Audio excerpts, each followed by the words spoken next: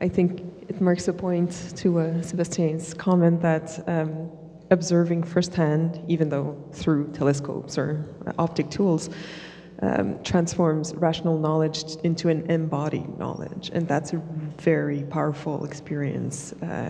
It really renders us conscious of what we're looking at in a radically different way than just looking at images accessible on the web.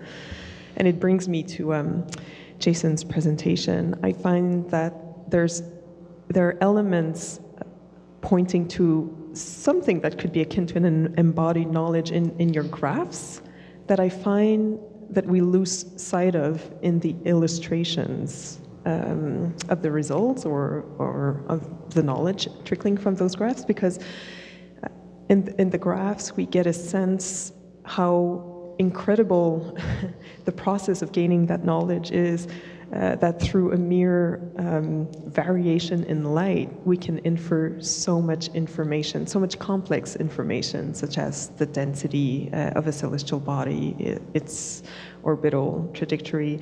And it's just, there's something, I find there's something really, really beautiful and extraordinary in this indexical form of knowledge, and how such little information is actually loaded with potential meaning and understanding.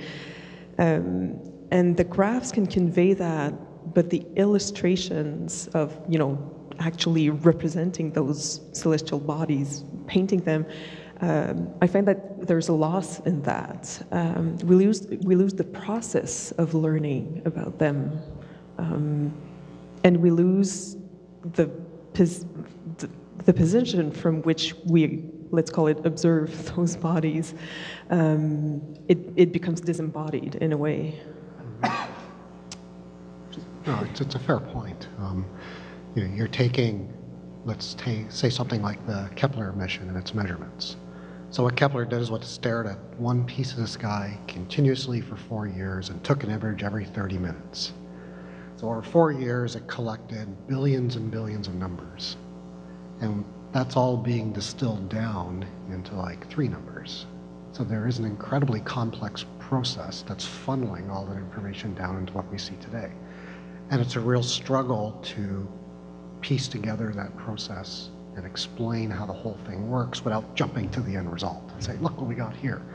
So about 5 years ago, we did this, and I was lead on this announcement where we announced the discovery of 800 brand new planets. And we did it all at once, and it was the biggest discovery we did at the time. And the hardest part of that announcement was not saying we found 800 new planets and this is the characteristics of it. It was, how did you do it, right? And we used this particular trick. It was a trick based on statistics that said if you look at a certain star and you see that there's more than one planet that's transiting around it, just because you've seen more than one tells you that the planets have to be real and you're not being fooled by some type of other signal. But explaining that statistical process, we struggled and struggled. We thought about analogies of throwing darts at walls and popping balloons and bags of dice and pulling things out. Right? And everything just became too like the analogy became more complex than the actual process itself. Right? So we just ended up just throwing away all the imagery and just sort of stating it through words, and it sort of made sense. We had one simple animation that showed a star with objects going around it. And we showed that you have a knob and you turn up the mass of the objects so they start interacting with each other. And when the things become more massive than what you could have for a planet, the whole system destroys itself and things shoot off like popcorn all over the place. And it was a really nice visualization that showed the method and the physical process that was at play that we used then as a tool to say, here's 800 brand new planets that we know about and all the cool things that we came apart. So it was that process in the middle that we struggled the most with. And we spent, I don't know, like just weeks after weeks of like 10 NASA scientists in a room of trying to figure this out. But it took like 3 of us, like a couple days on a blackboard to do the 800 discoveries just for ourselves. But to distill the process, to explain the process was much more difficult. And I think worth the effort in the end.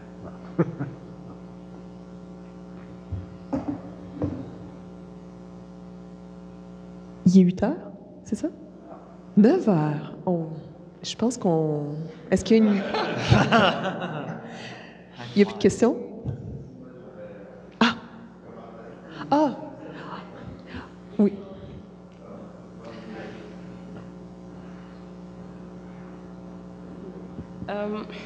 So I, like, from the whole conference, what I feel is like, I concluded that like, well, it's not just me, but I guess like everyone can conclude that science research and like findings are kind of difficult to do, and the whole process is just long.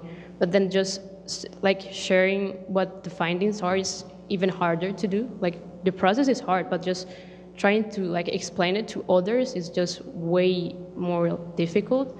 I'm a student in the CJ level. I'm not like in university. I'm actually at Champlain, and what I've experienced is like I really like science and I'm really passionate about it. But sometimes when you go to lectures or assist to conferences, like not everybody has like the way to like really get to like the audience and really explain fully what they're finding, what they have.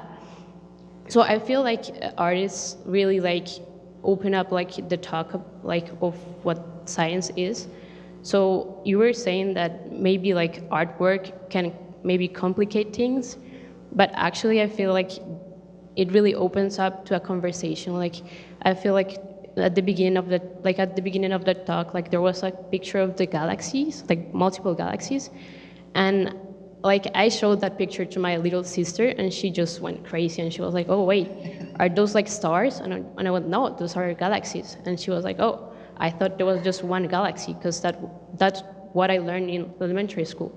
So I was like, "No, like there are multiple galaxies." And then she like looked up like to the colors and at the picture, and she was like, "Are those like the real colors that are like the colors? Are the galaxies like with all those colors?" And I was like, "Well, as you said, like there's a bunch of filters and stuff," but it actually opened up a conversation between like a 10-year-old and like a teacher or me, just trying to explain her. So like I feel like artwork is really important, but like there needs to be like a person that is able to explain it. Like I'm able to explain it because it wasn't that hard, you know, but as like my sister is gonna grow up and I'm gonna grow up, on like my education is gonna go like to a higher level. I'm gonna have bigger like questions, and my sister is gonna have ones too. So like I feel like we're getting to a point where science communicators are really like important nowadays. Like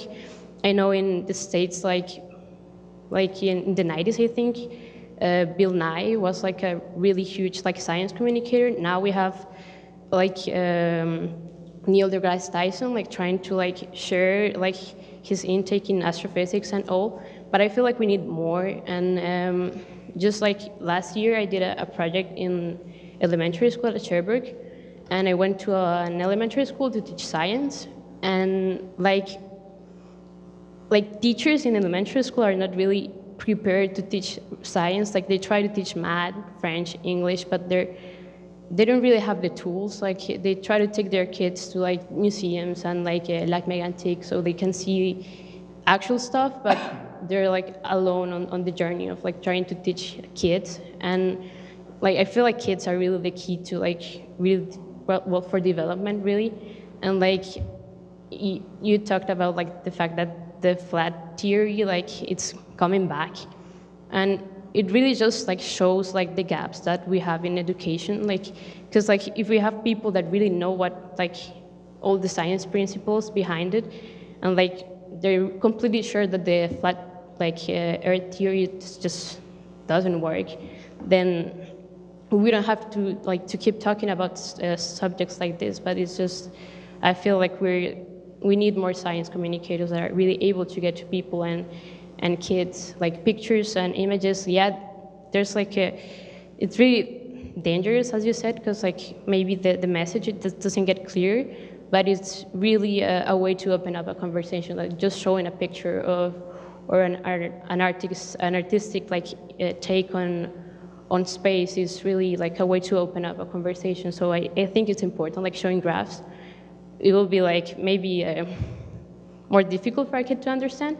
It's definitely like a good idea for an adult, but still pictures are really like breathtaking, and they're gonna open up like interest and just conversation about it. And we need like science communicators just to debunk like, I don't know, like weird like theories that people may come up with the pictures, but I think they go hand in hand like together. So I don't know if you have like any thoughts about it, or maybe if like you have any projects about it, like to really get to like kids, or maybe increase like the science, like to share just maybe more easily like what science is about to kids, or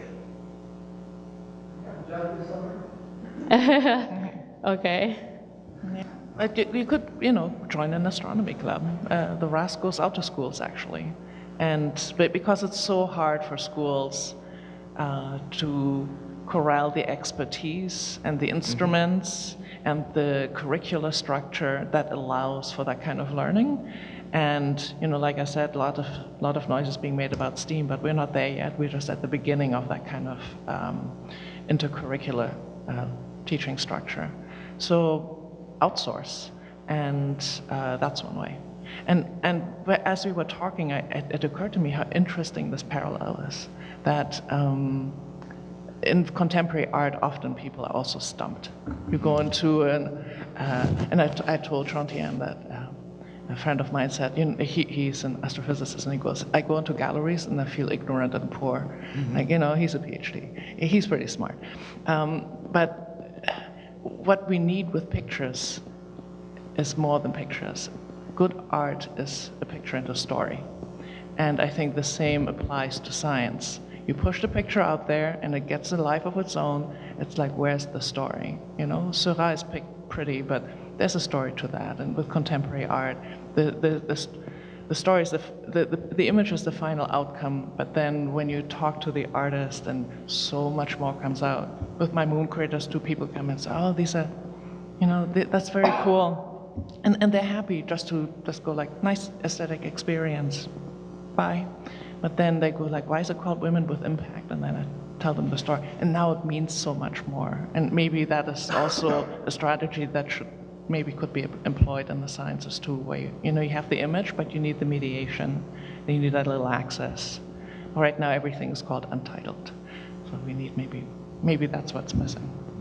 A picture is worth 1,000 words, but you need to speak these 1,000 words, because it's without those, it's just a pretty picture. And so it gets, when you first start your intervention, a nice picture is the opening door. It's a door that gets you in, but you need someone to tell you what's going on afterwards. Yeah, because just pictures, it's even bad art, I would say. We need more.